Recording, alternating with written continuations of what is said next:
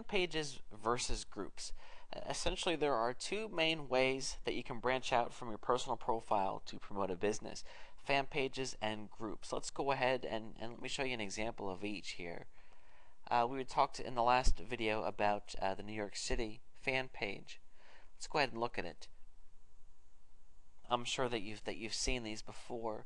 Basically, there can be fan pages for singers, for movies, for, as you see here, cities, anything that you can imagine, and they can become very, very popular.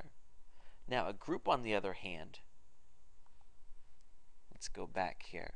A group, on the other hand, is more like a board, a forum.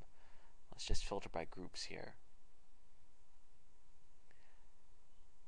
Okay, you know where you're from New York City when. Okay, so this is just for fun group where New York City people, hang out. The thing about a group is, of course, it's more interactive, because what happens is you go in here and it's just like a forum or a bulletin board. There are a lot of posts that go on. You can converse with other people. So, a group encourages more interaction.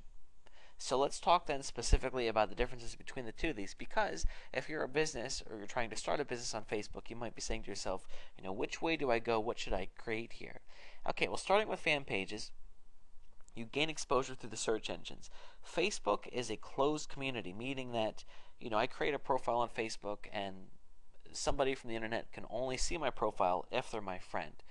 This is a mistake that MySpace made, because anybody can see anybody's MySpace page, generally speaking, by default, and things didn't work out so well for MySpace. Facebook has overtaken them because it's more private, and this fan pages is a way to bring that back. Because the problem is, your Facebook page could be, incredible, have lots of great information, but the search engines are not going to see it.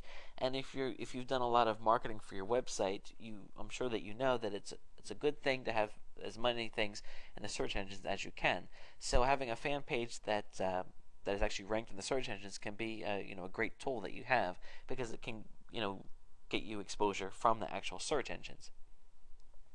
So long story short, if you have a fan page for your business, ideally when somebody does a search on Google for your business, your Facebook fan page will come up, which gives people an immediate way to see that you're a pretty cool business, and you have this fan page and you have all these fans. You must be credible.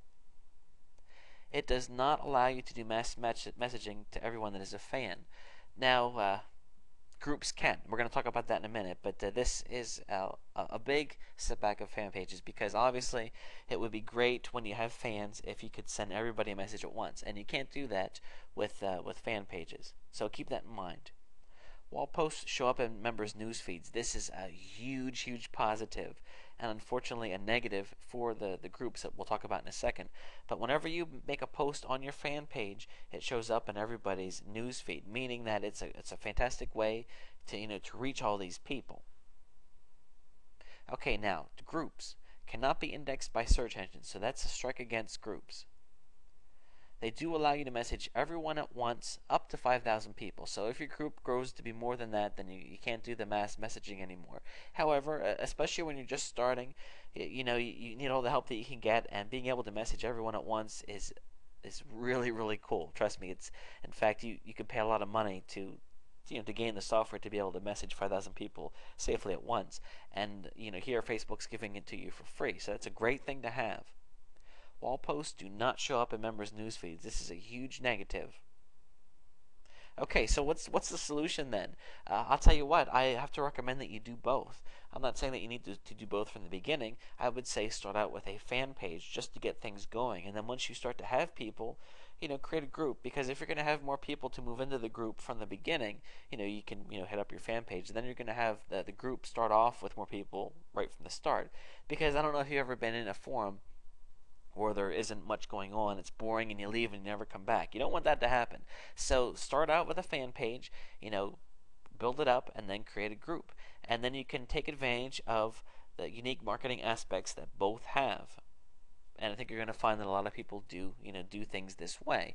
So, as you move forward, if you find that one of them is not as much of a fit for you, then you can focus more on the other. But I think it's good to get your hands in both, because there's certain reasons to be using both.